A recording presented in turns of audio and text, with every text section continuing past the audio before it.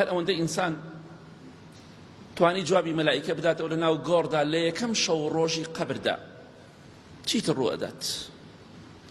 خوای گەورە ڕێز و حرمەتێکی زۆرت لێ ئەگرێت.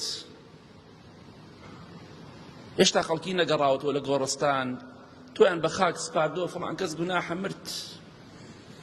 ئەو کەسە گوناحە کە خوای خۆش نەبێ، ئەو کەسە گوناحە کە جوابی مەلایکە ناداتەوە لاڵ ئەبێ ئەڵێ نازانم ئەڵڵای چی پەروەردگار نازانم کێ پەروەردگاری من بووە، چونکە لە دنیادا ئامادە نەبوو سەجدەی بۆ بەرێ. لاڵ ئەبێ خوای گەورە بمان پارێزێ. خوا سابت نەکا، زمانە سابت نەکا، جێکی نەکا، کەس ناتوانێت فریاد بکەوێ. هەر ئەوەندەی جوابی مەلایکەت دایەوە خوای گەورە زمانمان فەسیح و پاراوکە یا رب العالمین. خوای گەورە لە ئاسمانەوە دەفەرمێت عەبدەکەی من ڕاستی کرد، ئەڵڵا پەروەردگارێتی ڕاستی کرد، محەممەد پێغەمبەرێتی صلی الله عليه وسلم ڕاستی کرد، ئیسلام دینێتی. پاداشتی ئەوەیە لە دنیادا ئەگەر ئینسانێک سەرۆکێک کەسێ زۆر ڕێزی لێ بگیرێ فەرشی بۆ ڕاخرێ. ئەمە فەرشی دنیایە، فەرشێکی هاکەزایی. بەڵام خوای گەورە دەفەرمێ عەبدەکەی من ڕاستی کرد، فەرشی لە بەهەشتەوە بۆ ڕاخن، فەرشی بەهەشتی بۆ ڕاخن.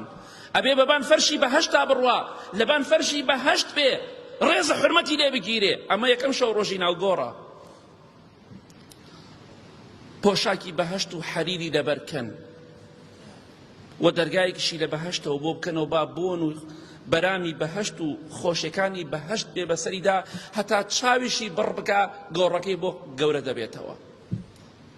کەواتە یەکەم شەو ڕۆژی ناو گۆڕ بۆ ئیماندار زۆر خۆشە، چونکە هەر یەکەم ڕۆژ فەرشی بەهەشت بۆ ڕاخراوە.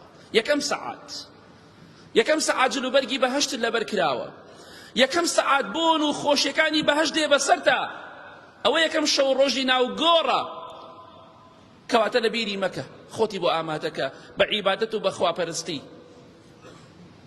خۆشیەکانی ناو گۆڕ بۆ ئەو کەسە نییە بەردەڵێ دڵم پاکە و بەس دڵ حسابە، نوێژ ناکەم دڵم حسابە. ئەگەر تەنیا دڵە پیسەکەی تۆ حساب وایە خوای گەورە نوێژی لەسەر خەڵک فەرز نەکرد. ئەگەر دڵە خائیسەکەی تۆ حساب وایە خوای پەروەردگار ڕۆژ و عیبادەتی لەسەر خەڵک فەرز ناکرد. بەڵام ئەوە قسەی شەیتان و ئیبلیسە. لە ڕۆژی قیامەتشا لەگەڵ ئیبلیسا حەشر دەکری. ئەگەر ئەوە بڵیت و من مەشروب بەخۆم و زینا ئەکەم و نوێژ ناکەم و خوا ناناسم و دڵم پاکە، دڵت خائیسە ژەنگاویە بۆ گەنە، بە هەر بڵی پاکە. ئەوە قسەی شەیتانە، تۆش قوتابی شەیتانی ئەگەر وا بڵێ. کەواتە خۆشە، لەو خۆشتر هێت خوای گەورە پێت بفەرمێ تۆ ڕاست دەکەی، پێت خۆشە فەرشی بەهەشت بۆ ڕاخەن.